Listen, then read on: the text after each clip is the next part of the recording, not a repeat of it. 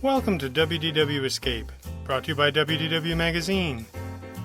The December issue of WDW Magazine is The Season to Sparkle, and it is full to the brim with Christmas spirit and Disney magic. Here at the WDW Escape podcast, we are joining in the fun with some holiday treats from our archives, including this magical moment from our blog, Home Alone, My Solo Christmas at Disney World by Britta Stevens, which first appeared January 5th, 2020. Get magic in your mailbox every month with a subscription to WDW Magazine, the ultimate magazine for Walt Disney World lovers. Visit wdw-magazine.com for more.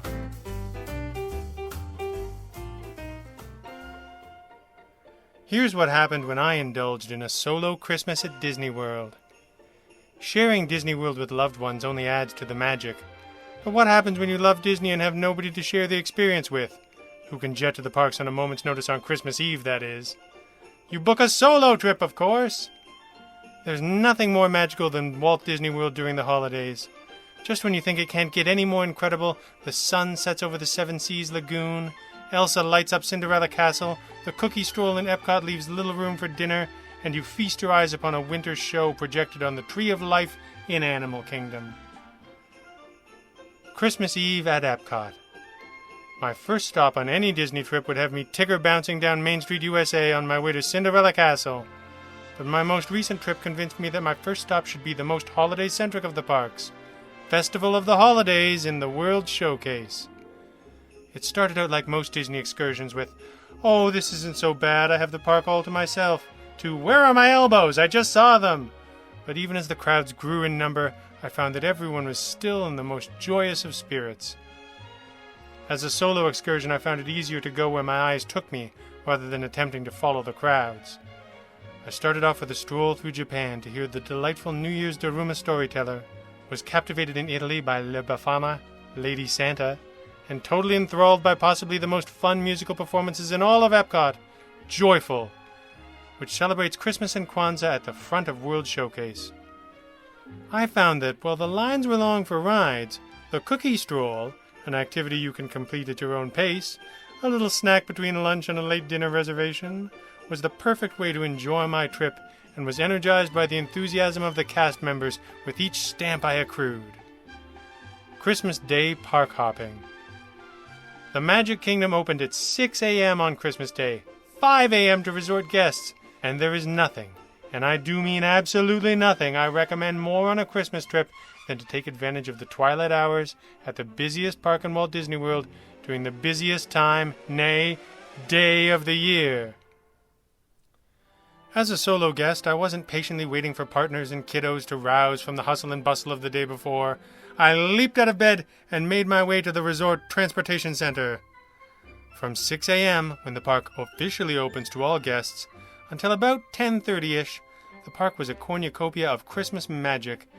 There was a 15-minute wait time for all of my favorite attractions, freedom to skip down a dimly lit Main Street, USA to the Joffreys in Tomorrowland, and photo pass heaven. And while being in my happy place on the most magical day of the year all to myself had the potential of feeling a little lonely, that didn't last for long.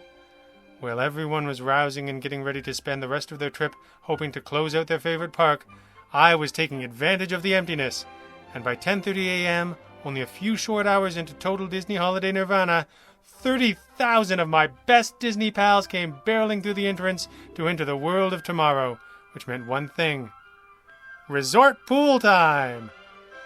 The Tree of Life.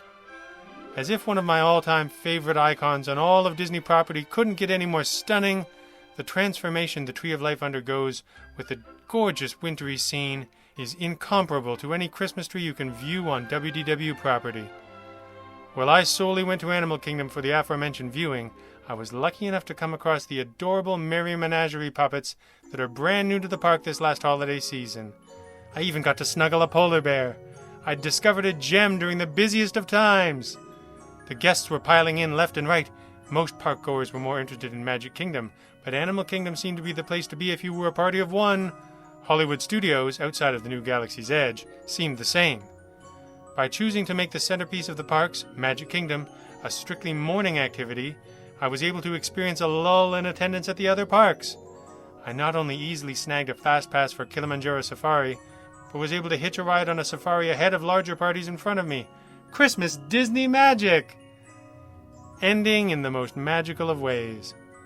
I couldn't end my trip without one last visit to the Magic Kingdom, so I prepared to enter the throng and brave the crowds for the rest of the evening. This was after the Tree of Life show, which runs on increments.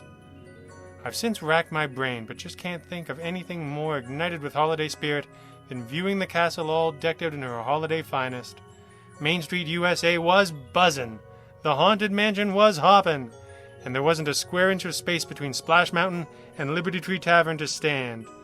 Faced with these kind of crowds, it seemed as though this was a night to take in, to behold, to really listen to what the magic of Disney was saying, rather than rushing to the next fast pass or dining reservation, because there weren't any.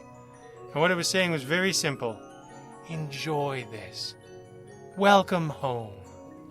We already know that Disney is a place for friends and families to enjoy together. I'd like to make known that it is just as much for all of us parties of one to benefit from as well. While having a hand to hold, belt loop to grab, or Mickey backpack to latch onto is a special thing, the absence of such has the potential to make your crowded holiday solo trip a little more laid back. There is always so much pressure to go 1,000,000 miles an hour and complete a checklist at each park, with barely enough time for a Mickey pretzel in between. But next time you find yourself in the parks during the most magical time of the year, whether solo or traveling with loved ones, I suggest a more visual experience. The true trick to surviving the busiest time of the year is to also make it one of the most personal. A concert for the eyes and ears, if you will. One that reminds you of why you fell in love with this phenomenal home in the first place.